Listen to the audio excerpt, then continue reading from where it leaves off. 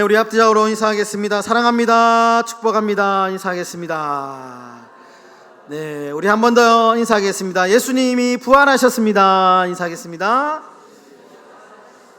네, 부활의 영광이 오늘 저와 여러분들 삶 가운데 가득 넘쳐나시기를 주님의 이름으로 축원합니다. 오늘 본문의 말씀으로 말씀 속에 부활이 있습니다 라는 제목으로 말씀 증거하도록 하겠습니다. 요즘에 길거리에 간혹 가다 보면 흔하게 볼 수 있는 꽃이 있는데요. 네, 진달래입니다. 네, 진달래.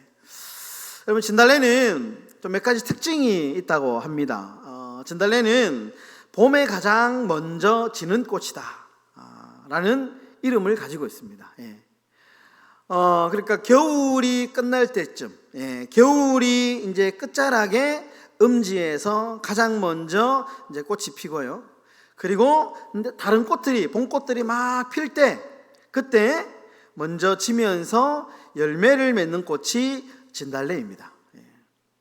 또 하나의 특징이 있는데요. 진달래의 꽃 색깔이 되게 붉은색입니다.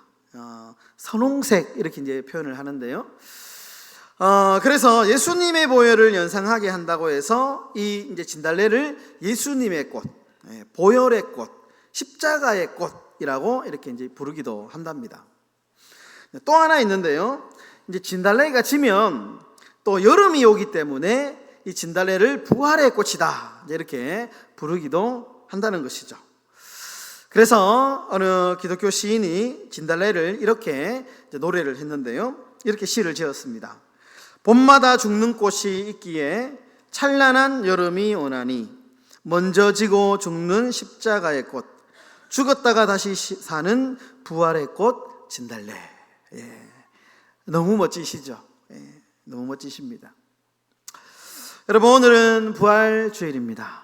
예수님께서 죽음의 권세를 깨뜨리시고 부활하셨습니다. 우리에게 생명 주시기 위해서 진달래의 붉은 꽃잎처럼 보혈을 흘리고 십자가에 죽으시고 그리고 부활하신 주님을 여러분 찬양하는 복된 하루의 삶이 다 되시기를 주님의 이름으로 축원합니다. 여러분, 예수님은 사실 3년 반 동안 공생애를 살아가시면서 살아생전에 여러 차례 부활에 대해서 제자들에게 그리고 사람들에게 언급을 하셨습니다.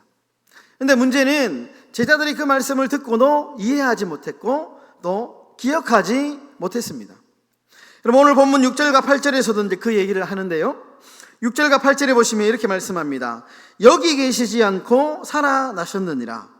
갈릴리에 계실 때에 너희에게 어떻게 말씀하셨는지를 기억하라. 8절, 그들이 예수의 말씀을 기억하고. 여러분, 잊고 있던 예수님의 말씀을 기억하라. 천사가 그렇게 이제 여인들에게 이야기를 하는 장면입니다. 여러분, 우리는 사실 부활을 직접 눈으로 목격한 사람들은 아닙니다. 2000년 전에 그 부활 사건을 우리가 지금 타임머신을 타고 가서 볼 수 있는 그런 어떤 기술도 없죠. 물리적으로도 불가능합니다. 그러다 보니까 우리가 이 부활을 하면 좀 뭔가 희미합니다. 선명하지 않습니다. 우리가 매년마다 이 부활절을 지키고 그렇게 또 다짐하고 있지만 사실 이 2000년 전에 그 참 직접 눈으로 목격했던 그 부활의 증인처럼 그렇게 선명한 삶을 살아가기란 좀 불가능한 것이죠. 여러분, 그런데 우리가 직접 경험하지 못했던 그 부활의 현장을 21세기 이곳에서 우리가 생생하게 목격할 수 있는 방법이 있습니다. 그것은 바로 살아계신 하나님의 말씀을 통해서 오늘도 그 부활의 역사적인 사건을 경험하고 그리고 체험하고 느끼고 깨달을 수 있는 것입니다. 여러분, 하나님의 말씀은 단순한 책이 아니죠. 하나님의 말씀, 성경은 친히 우리에게 육신이 말씀이 되신 생명의 말씀입니다. 그래서 여러분, 이 말씀을 읽으면 죽은 영혼이 살아나고 소망을 잃고 절망 가운데 빠져있는 그 영혼이 다시 한 번 더 살아갈 힘과 소망을 얻게 되는 것이죠. 왜냐? 살아계신 하나님의 말씀이기 때문에 그렇습니다. 여러분, 그래서 하나님의 말씀을 펼치기만 하면 그 2000년 전에 정말 생생하게 일어났던 그 부활의 사건이 오늘날 우리에게도 그대로 가감없이 전달이 되고 느껴지게 되는 것이죠.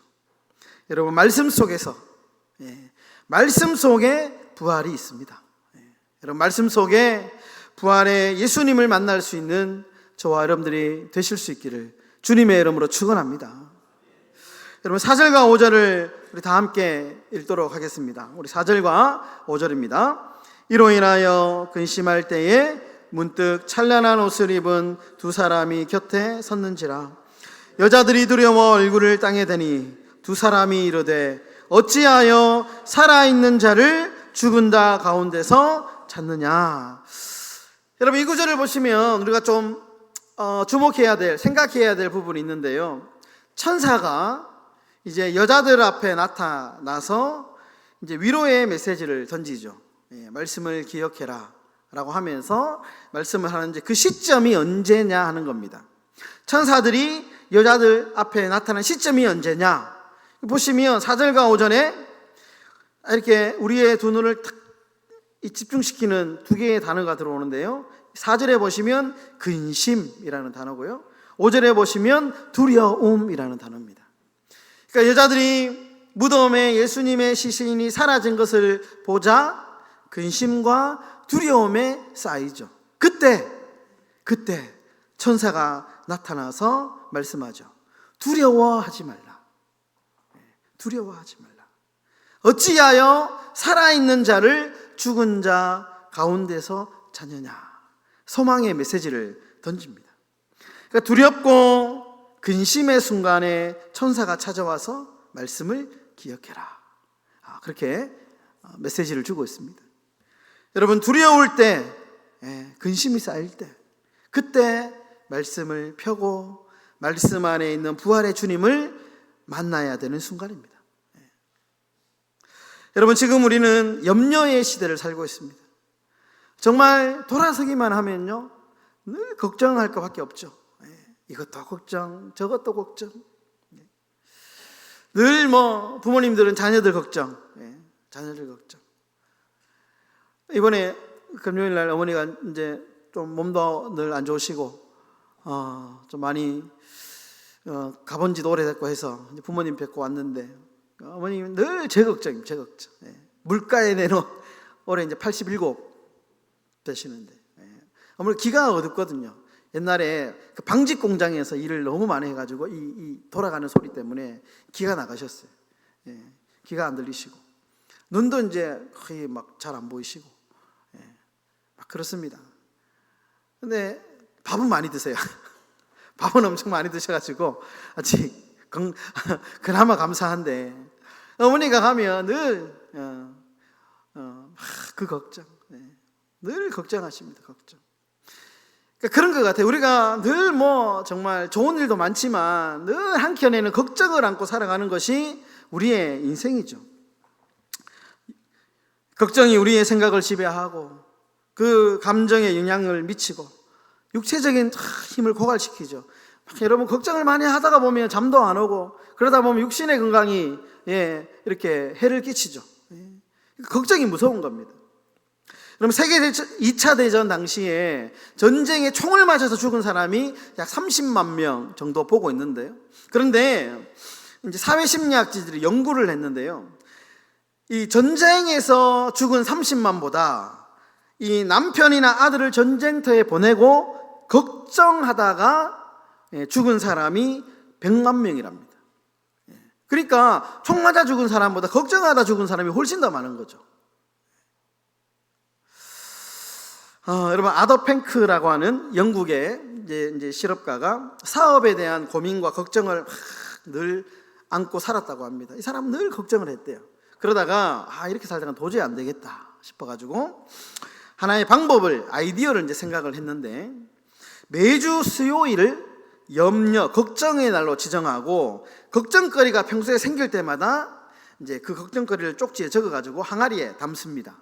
그리고 그 걱정거리를 언제 이렇게 꺼내서 보느냐? 수요일마다.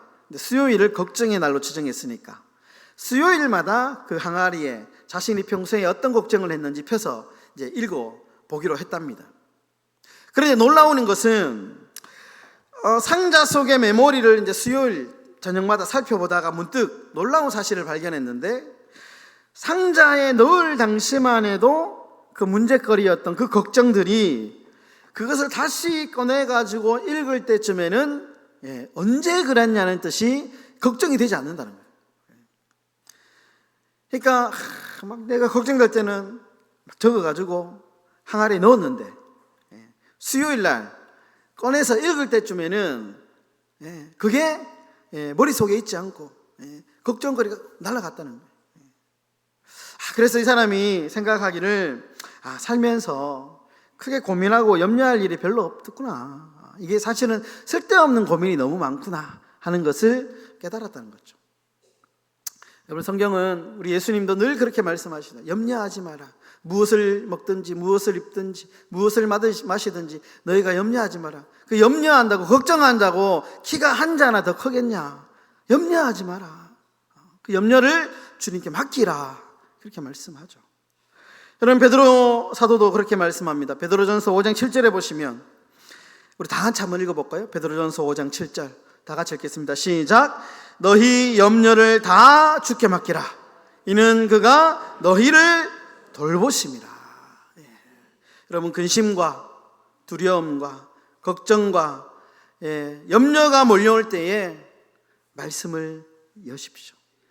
말씀을 열면 그 안에 부활하신 주님의 위로, 부활하신 주님의 영광, 그 부활하신 예수님이 우리의 염려와 걱정과 근심을 위로해 주시고 품어주시고 우리 머릿속에 있는 모든 근심을 사라지게 하실 줄 믿습니다. 말씀을 정리하겠습니다. 여러분, 레나 마리아, 예전에 제가 한번 이분을 소개한 적이 있는데요, 레나 마리아라고 하는 가스펠 가수가 있습니다. 사진을 준비했는데 한번 띄워주시고요.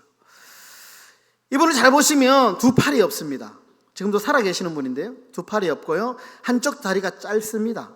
근데 이분이 노래를 너무 잘해가지고요, 가스펠 가수입니다. 예전에 우리나라에도 와서 공연을 한 적도 있고요, 일본에서도 공연을 한 적이 있는데요, 언론이 이 분을 가리켜서 천상의 목소리다 이렇게 얘기합니다.